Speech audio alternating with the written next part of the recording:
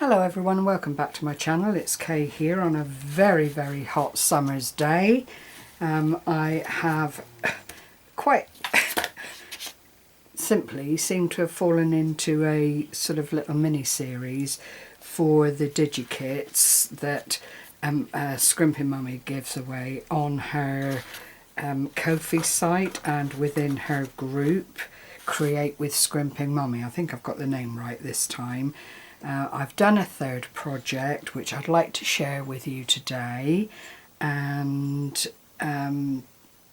also recap on what's been done already just with the 3 sheets. And today I've added some of the freebies that were, or bits and pieces of the freebie that was given away within the group. So these are the 2 projects that I've previously shared, the postcards and the little tag book. Then I was watching a lady who I dip in and out of periodically. She's quite a prolific crafter, and she did a tutorial on what she called a quad pocket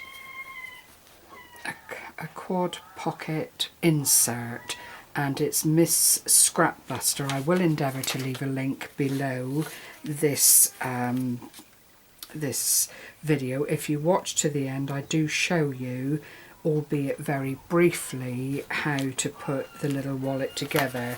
But first of all, I'll share very briefly again the pages, because they were given in the group as a freebie. It's not for common use. I don't know if Amanda will eventually put them on the Ko-fi site or not, but just in case she didn't, those little glimpses are of what I've used today for today's project, and it is this little lovely.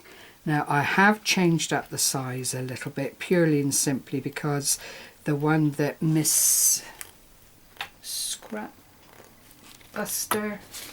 is that it? Yes, the one that mssscraftbuster did was an inch or so smaller than this, but the principle is identical.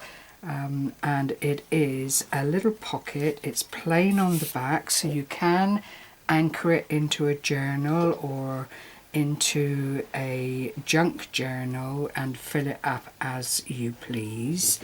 And it actually has a lovely amount of storage. So if we start with the side, you've got 2 little well, they can be journaling areas, they can be whatever you like really. They work really well, and they fill up that gap. I've put the little pulls on them just so that you know that you can see at a glance that it is interactive, that you do have to pull these little bits to get access to the side images. And then in the top pocket here, I've used other bits and pieces from the freebie and cut them about, plus the images of the little people here, and they work really well because they fit onto the size. I think it's a library ticket and something else, I'm not sure to be honest, but I've just inked around, layered up the paper, did a little bit of additions from tickets and numbers and that kind of thing. The same little glass bit, because where all of these components that I've made to end up in the same little journal, then there are certain things that continue throughout the little series here. And then in the next pocket, I've used this image from my stash and another little ticket image. I've backed all of these little bits of ephemera onto craft card, as you can see, and then the front is decorated again with journal paper, an applique that I've chopped about unmercifully, an admit one ticket, more of the number. So there is a theme going throughout whereby you can see that all of these things do actually live in the same little department, but that's it close up. So you have one ticket one holder on the side, two holder on the side, a quite large pocket at the back here, which is the depth of the whole thing, and then a shorter pocket in the front here. I have lined it with paper to try and build it up and strengthen it, and it is quite a sturdy project once it's all put together. And then the things just slot in around in the little areas quite nicely. I mean, clearly you would put into them whatever you wanted, but I wanted to use the components from the kit. The figurines are featured throughout each of the projects that I've done, so it was important. Oh, I'll need to glue her foot down. It was important to use them again in this pocket. And then the two little side flaps here fit in. I mean, clearly there's lots and lots of room here that you could put a good deal of different pieces of ephemera in to fill up and just make a lovely pocket of interest within your project.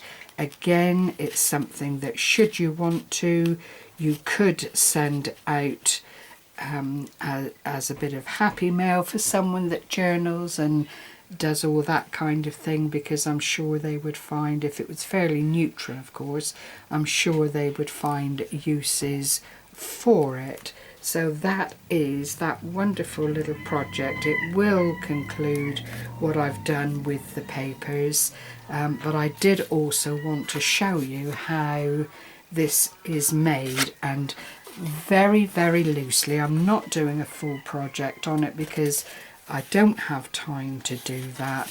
What you need is a piece of cardstock or good quality thick paper to make the base, and it needs to measure 12 inches by 5 to have this size, but clearly you can make it any size you want.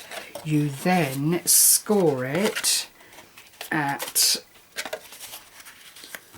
4, 7 and 10. I'm just making sure I'm giving you the right.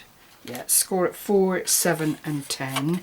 And then, well, this is the 4 at this end clearly.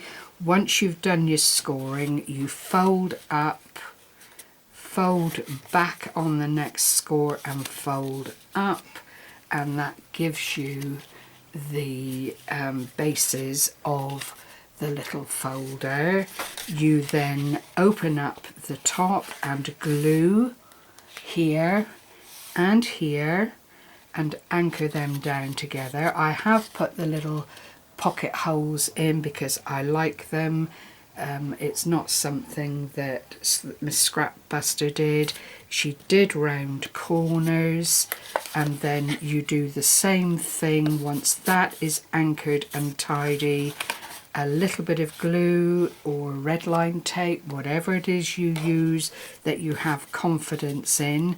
Once those are anchored and settled, you then lift up the project base, find the center, which for this one is 2.5 inches, and you put a bead of glue or tape down through the center and you glue along the base, so that when you fold it up and anchor that, you've got a pocket either side for the little side pockets, and it couldn't really be any simpler than that. It's up to you then to take it that step further and do what you like to do with your projects to embellish and decorate. But I thought it was such a lovely idea, full of purpose. It would suit going into a journal as a pocket or as a side pocket. It doesn't have to be the way I've done it today. You can do, as always with this kind of thing, whatever you need to do for the project that you're working on. but with it being so quick and so very versatile, I just had to share it with you because I thought it was such a clever project. And when it's put together and looks like something that's stuffed to the gunnels with a lot of little interesting bits and pieces, that just adds a little bit of grist to the mill, doesn't it? So, you know, I wanted to share this with my subscribers because I feel sure some of you will run with it and put your own slant on it. And also I will share it in Amanda's group where the freebies came from for the ledger paper and so on, because it's nice for them to see how all of this comes together if they're not used to making this kind of project. I have used minimal bits from my private stash once again, and that's what we would all do anyway, and that just puts your own little stamp on things and lets people know it's you. So I hope you've enjoyed this final video. I hope that it's been helpful. If you've had the papers and seen a lot of what they're being used for, maybe it would just inspire you to have a little go in your own right and have some fun. So happy crafting, take care everyone, and I will see you all again in the not too distance. Bye bye for now.